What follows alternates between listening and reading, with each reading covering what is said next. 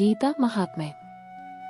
ಗೀತಾಧ್ಯಯನಶೀಲಸ್ಯ ಪ್ರಾಣಾಯಾಮಾಪರಸ್ಯ ಚ ನೈವ ಸಂತಿ ಹಿ ಪಾಪಾನಿ ಪೂರ್ವಜನ್ಮಾಕೃತಾನಿ ಚ. ಭಗವದ್ಗೀತೆಯನ್ನು ಶ್ರದ್ಧೆಯಿಂದ ಅತ್ಯಂತ ಪ್ರಾಮಾಣಿಕತೆಯಿಂದ ಅಧ್ಯಯನ ಮಾಡಿದರೆ ಭಗವಂತನ ಕೃಪೆಯಿಂದ ಅಂತಹ ಮನುಷ್ಯನ ಹಿಂದಿನ ಪಾಪಕರ್ಮಗಳು ಅವನ ಮೇಲೆ ಪರಿಣಾಮ ಮಾಡಲಾರವು.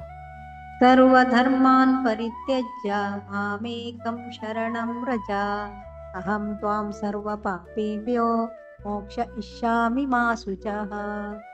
ಬೇರೆ ಬೇರೆ ಧರ್ಮಗಳನ್ನು ಪರಿತ್ಯಜಿಸು, ಕೇವಲ ನನಗೆ ಶರಣಾಗತನಾಗು. ಎಲ್ಲಾ ಪಾಪಗಳಿಂದ ನಿನ್ನನ್ನು ಮುಕ್ತನನ್ನಾಗಿ ಮಾಡುತ್ತೇನೆ, ಹೆದರಬೇಡ. ಹೀಗೆ ಭಗವಂತನು ತನಗೆ ಶರಣಾಗತನಾದವನ ವಿಷಯದಲ್ಲಿ ಎಲ್ಲ ಹೊಣೆಯನ್ನು ವಹಿಸಿಕೊಳ್ಳುತ್ತಾನೆ ಮತ್ತು ಅಂತಹ ಮನುಷ್ಯನಿಗೆ ಎಲ್ಲಾ ಪಾಪಕರ್ಮಗಳ ಫಲದಿಂದ ರಕ್ಷಣೆಯನ್ನು ಕೊಡುತ್ತಾನೆ. ಮಲೀನೇ ಮೋಚನಂ ಪುಂಸಾಂ ಜಲಸ್ನಾನಂ ದಿನೇ ದಿನೇ ಸಕೃದ್ಗೀತಾಮೃತ ಸ್ನಾನಂ ಸಂಸಾರ ಮಲನಾಶನಂ. ಒಬ್ಬ ಮನುಷ್ಯನು ಪ್ರತಿನಿತ್ಯವೂ ನೀರಿನಲ್ಲಿ ಸ್ನಾನ ಮಾಡಿ ತನ್ನನ್ನು ಶುದ್ಧಿಗೊಳಿಸಿಕೊಳ್ಳಬಹುದು. ಆದರೆ ಭಗವದ್ಗೀತೆಯ ಪವಿತ್ರ ಗಂಗಾಜಲದಲ್ಲಿ ಒಮ್ಮೆಯಾದರೂ ಸ್ನಾನ ಮಾಡಿದರೆ ಅಂತಹವನ ಐಹಿಕ ಜೀವನದ ಕೊಳೆಯೆಲ್ಲ ಸಂಪೂರ್ಣವಾಗಿ ನಾಶವಾಗುತ್ತದೆ. ಗೀತಾ ಸುಗೀತ ಕರ್ತವ್ಯ ವಿಮನ್ಯೇ ಶಾಸ್ತ್ರವಿಸ್ತರೈಃ ಯಾ ಸ್ವಯಂ ಪದ್ಮನಾಭಸ್ಯ ಮುಖ ಪದ್ಮಾದ್ವಿನಿಸ್ಕೃತ.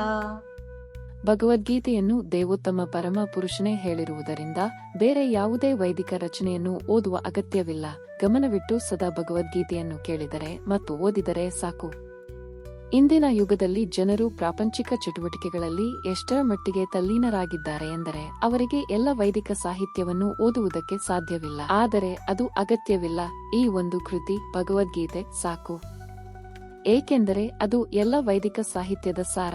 ವಿಶೇಷವಾದ ಕಾರಣವೆಂದರೆ ಅದನ್ನು ದೇವೋತ್ತಮ ಪರಮ ಪುರುಷನೇ ಹೇಳಿದ್ದಾನೆ. ಭಾರತಾಮೃತ ಸರ್ವಸ್ವಂ ವಿಷ್ಣುವಕ್ರಾದ್ವಿನಿಸ್ಕೃತಂ ಗೀತಾಗಂಗೋದಕಂ ಪೀತ್ವಾ ಪುನರ್ಜನ್ಮ ನ ವಿದ್ಯತೆ. ಗಂಗಾಜಲವನ್ನು ಕುಡಿದವನಿಗೆ ಮುಕ್ತಿಯು ದೊರಕುತ್ತದೆ ಎಂದ ಮೇಲೆ ಭಗವದ್ಗೀತೆಯ ಅಮೃತವನ್ನು ಕುಡಿದವನ ವಿಷಯ ಹೇಳುವುದೇನಿದೆ? ಭಗವದ್ಗೀತೆಯು ಮಹಾಭಾರತದ ಅಮೃತ ಸರ್ವಸ್ವ. ಅದನ್ನು ಮೂಲ ವಿಷ್ಣುವಾದ ಶ್ರೀಕೃಷ್ಣನೇ ಹೇಳಿದ್ದಾನೆ. ಸರ್ವೋಪನಿಷದೋ ಗಾವೋ ಗೋಪಾಲನಂದನಃ ಪಾರ್ಥೋ ವಸ್ತ ಸುಧೀರ್ಭೋಕ್ತ ದುಗ್ಧಂ ಗೀತಾಮೃತಂ ಮಹತ್. ಭಗವದ್ಗೀತೆಯು ಗೀತೋಪನಿಷತ್ತು, ಎಲ್ಲ ಉಪನಿಷತ್ತುಗಳ ಸಾರ. ಅದು ಗೋವಿನಂತಿದೆ. ಗೋಪಾಲನಂದನನೆಂದು ಪ್ರಸಿದ್ಧನಾಗಿರುವ ಶ್ರೀಕೃಷ್ಣನು ಈ ಹಸುವಿನ ಹಾಲನ್ನು ಕರೆಯುತ್ತಿದ್ದಾನೆ. ಅರ್ಜುನನು ಕರುವಿನಂತಿದ್ದಾನೆ. ಎಲ್ಲ ವಿದ್ವಾಂಸರು ಪರಿಶುದ್ಧ ಭಕ್ತರು ಭಗವದ್ಗೀತೆಯ ಹಾಲಿನ ಅಮೃತವನ್ನು ಕುಡಿಯುತ್ತಾರೆ. ಏಕಂ ಶಾಸ್ತ್ರಂ ದೇವಕೀ ಪುತ್ರ ಗೀತಂ ಏಕೋ ದೇವೋ ದೇವಕೀ ಪುತ್ರ ಏವ ಏಕೋ ಮಂತ್ರಸ್ಯ ನಾಮಾನಿ ಯಾನಿ ಕರ್ಮಾಪೇಕಂ ತಸ್ಯ ದೇವಸ್ಯ ಸೇವಾ. ಇಂದಿನ ದಿನದಲ್ಲಿ ಜನರು ಒಂದು ಧರ್ಮಶಾಸ್ತ್ರ, ಒಬ್ಬ ದೇವರು, ಒಂದು ಧರ್ಮ, ಒಂದು ಕಾರ್ಯ ಇವು ಬೇಕೆಂದು ಹಂಬಲಿಸುತ್ತಾರೆ. ಆದುದರಿಂದ ಏಕಂ ಶಾಸ್ತ್ರಂ ದೇವಕೀ ಪುತ್ರ ಗೀತಂ ಇಡೀ ಜಗತ್ತಿಗೆ ಒಂದೇ ಒಂದು ಧರ್ಮಗ್ರಂಥ ಭಗವದ್ಗೀತಾ ಇರಲಿ. ಏಕೋ ದೇವೋ ದೇವಕೀ ಪುತ್ರ ಏವ ಇಡೀ ಜಗತ್ತಿಗೆ ಒಬ್ಬನೇ ದೇವರು ಶ್ರೀಕೃಷ್ಣ ಇರಲಿ. ಏಕೋ ಮಂತ್ರ ತಸ್ಯ ನಾಮಾನಿ, ಒಂದೇ ಮಂತ್ರ, ಒಂದೇ ಪ್ರಾರ್ಥನೆ, ಅವನ ನಾಮ ಸಂಕೀರ್ತನೆ. ಹರೇ ಕೃಷ್ಣ ಕೃಷ್ಣ ಕೃಷ್ಣ ಹರೇ ಹರೇ, ಹರೇ ರಾಮ ರಾಮ ರಾಮ ಹರೇ ಹರೇ. ಕರ್ಮಾಪಿ ಏಕಂ ತಸ್ಯ ದೇವಸ್ಯ ಸೇವಾ. ಒಂದೇ ಕೆಲಸವಿರಲಿ, ಅದು ದೇವೋತ್ತಮ ಪರಮ ಪುರುಷನ ಸೇವೆಯಾಗಿರಲಿ. ಭಗವದ್ಗೀತೆಯು ಅತ್ಯಂತ ಎಚ್ಚರಿಕೆಯಿಂದ ಓದಬೇಕಾದ ಆಧ್ಯಾತ್ಮಿಕ ಕೃತಿ. ಗೀತಾ ಶಾಸ್ತ್ರಮಿದಂ ಪುಣ್ಯಂ ಯಾ ಪಠೇತ್ ಪ್ರಯತ ಪುಮಾನ್.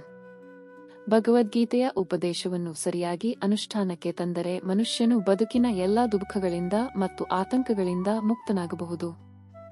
ಭಯಶೋಕಾದಿವರ್ಜಿತ ಎಂದರೆ ವ್ಯಕ್ತಿಯು ಈ ಬದುಕಿನಲ್ಲಿ ಎಲ್ಲ ಭಯಗಳಿಂದ ಬಿಡುಗಡೆ ಹೊಂದಬಹುದು ಮತ್ತು ಅಂತಹವನ ಮುಂದಿನ ಬದುಕು ಆಧ್ಯಾತ್ಮಿಕ ಬದುಕಾಗುತ್ತದೆ.